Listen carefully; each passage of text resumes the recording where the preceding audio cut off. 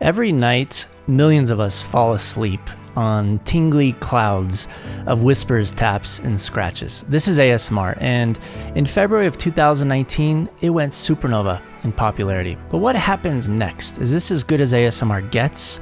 Will it fizzle out into a has-been fad, or will it evolve? Hello, thinkers.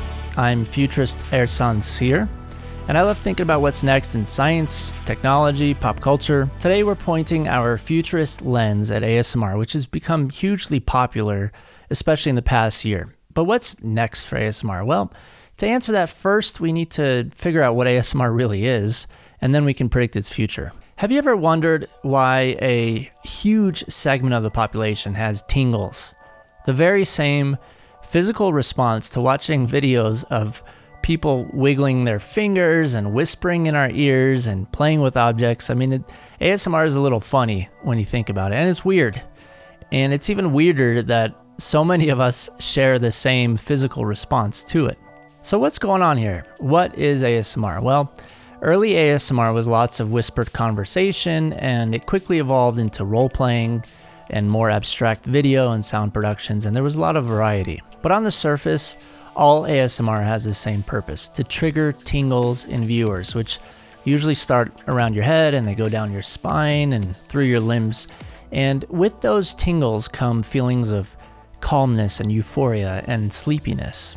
But at a deeper level, ASMR is a brain hack, which gently steals your attention. It's very easy to focus on without a lot of mental effort. And then it takes that focus and it turns it inward onto your bodily sensations. So instead of focusing on stress and worry and all this nonsense, you're now mesmerized by sounds from ear to ear and visual movement. And anyone who meditates knows that focusing on your bodily sensations is actually one gateway to a meditative state. ASMR is like the most digestible vanilla pudding form of meditation, and that's wonderful because ASMR is bringing meditation to so many people, and in this fast, anxious, information overloaded world, ASMR is a welcome change of pace, and that's why it's getting so popular. So we talked about bodily and mental relaxation, but let's go even deeper. ASMR is an emotional safe haven. The ASMR artist nurtures you. They give you their full attention and zero judgment and total acceptance. And as adults, we can't really get this anywhere, not from friends, family, spouses. None of them fill this role. So ASMR is like the only time you can feel a pure, no strings attached, no judgment human connection. As an adult, it's the only time you can feel it, because there's actually one other time in your life when you got that same treatment. When you were a baby, just looking up at your parents, who to you are the universe, and knowing in your baby way that they revolve around you. And you just stare at them, mesmerized as they whisper gently and shake toys and objects in front of you and tap your back to put you to sleep. That's where ASMR really comes from. So now we understand ASMR. Back to the original question, is ASMR fizzling out? Seeing how deeply impactful it is to us, do you think it's going to fade away? No way. It's going to stick around, and it will have to keep improving in order to keep viewers enthralled.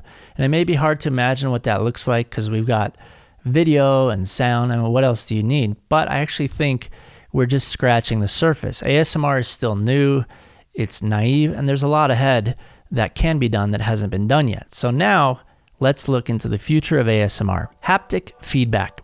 So this is wearable technology like gloves and shirts that let you feel what the ASMR artist is actually doing. You'll feel their fingers fluttering on your hand or squeezing your arm for a more personal and hopefully stimulating connection to the ASMR artist. Haptic suits and virtual reality. So pretty quickly, haptic technology will evolve into full body suits and virtual reality. And you may recognize this idea from a great movie and book, Ready Player One, along with many other science fiction movies and books. With a full body suit, you'll feel everything. And when combined with virtual reality, you'll see the ASMR artist in front of you, and you'll see them walk behind you, and you'll feel something like their breath on your neck, and you'll be tingling up a storm.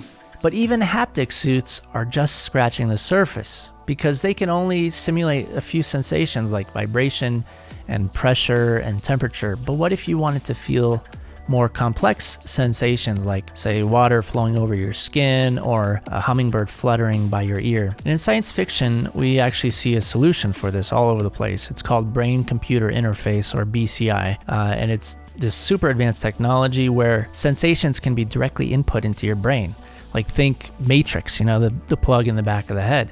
And it should be obvious, but it's going to be a very long time before we have that technology. So what if there was an in-between product that was better than haptic suits, but sooner than BCIs? I think that'll be something like a stimulation pod, or as I like to call it, Stim Pod. So imagine this. In front of you is what looks like a tanning booth. You climb inside, you lay on your back, and it closes over you. And you are treated to an assortment of sounds that travel all around you. And it's not stereo, but true surround sound. And the entire interior plays high resolution video throughout. And imagine behind the hummingbird seeing beautiful clouds of warm yellow. And as your tingles increase, the Stim Pod detects your goosebumps and changes in your body's vital signs, other biometrics. And the yellow becomes brighter and brighter. And the more you shiver, it turns to a vibrant orange, and then a biofeedback circuit is created, and you can train yourself to have longer lasting, more intense tingles. And then, say, the landscape shifts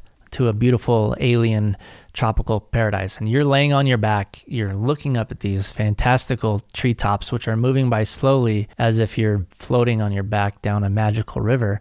And in real life, inside your pod, 3 inches of warm water is flowing underneath you. And above you in real life, there's light mist and simulated raindrops that add to the experience. That's what something like the Stim Pod can do. In the future, we will see something like a Stim Pod. Will it have running water? Maybe not. But a large pod that provides more experiential complexity than a haptic suit, a product which promotes ASMR and other forms of relaxation, I think something like this will probably become standard in modern homes.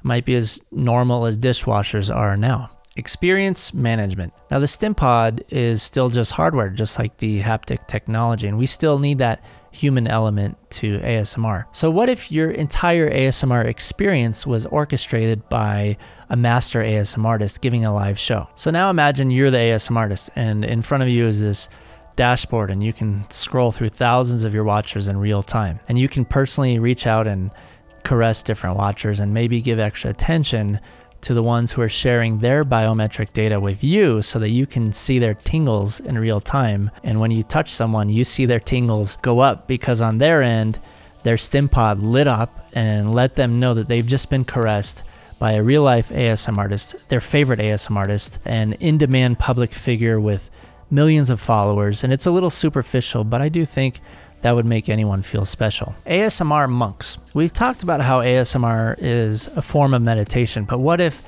cultivation of tingles becomes a lifestyle or even a spirituality? Sounds crazy, but consider this. Out of the millions and millions of ASMR watchers today, there are some who are already exploring ASMR with deep intent and practicing for hours a day to try to increase the intensity and duration of their tingles. I think it's only a matter of time before people like this find each other and congregate and have group ASMR sessions, if they're not already, maybe in sparse establishments like meditation centers of today. But I think we'll also see super high-tech sanctuaries, places where technology meets peace and pleasure. We actually see establishments like this a lot in science fiction. If all this talk of ASMR pods and spirituality and haptic suits sounds crazy, I understand. But ASMR itself is kind of crazy. I mean, imagine someone trying to explain it to you 10 years ago. It didn't even exist then, and today it's hugely popular. So who knows what another 10 or 20 or 30 years will bring. But what is clear is ASMR is not a fad. It's going to stick around for a long time. It'll keep getting better, and there's a lot to look forward to. I'm SEER. Thanks for joining me on the future of ASMR. If you found this video even half interesting, I'm glad, because it's my second video and I'm just getting started. I've been working on ideas like the moral implications of gene editing and what kind of personality traits do you need to thrive in the corporate world 10 years from now, and smart clothing, and will your dog ever speak back to you, and other things like that I've observed that I don't think enough people are talking about yet. So if any of that sounds exciting to you, you know what to do. And also, if you have a topic that you want me to cover and get a unique perspective on, maybe something that you're super passionate about, or maybe a controversial topic, I'm happy to look into it. Just leave a comment and it may be my next video.